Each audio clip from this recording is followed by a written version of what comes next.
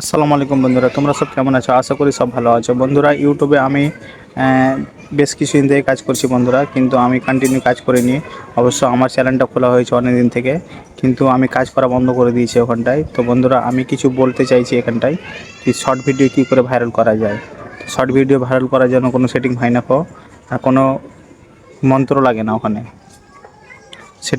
সেটিংয়ের ব্যাপার কিছু না।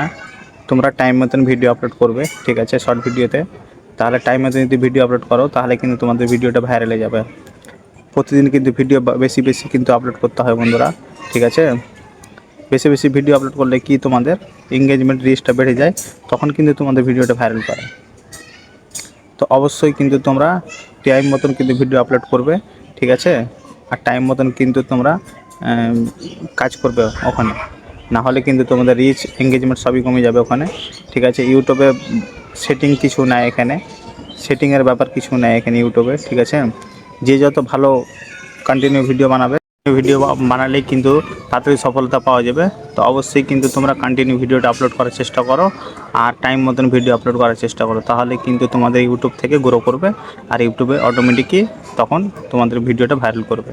শর্ট ভিডিও ভাইরাল হওয়ার এটাই হচ্ছে টেকনিক, ঠিক আছে। টাইম মতন ভিডিও আপলোড করতে হবে, আর কন্টিনিউ কিন্তু ভিডিও আপলোড করতে হবে বন্ধুরা। তো এখান থেকেই আমার ভিডিওটা শেষ করলাম আজকে। ধন্যবাদ।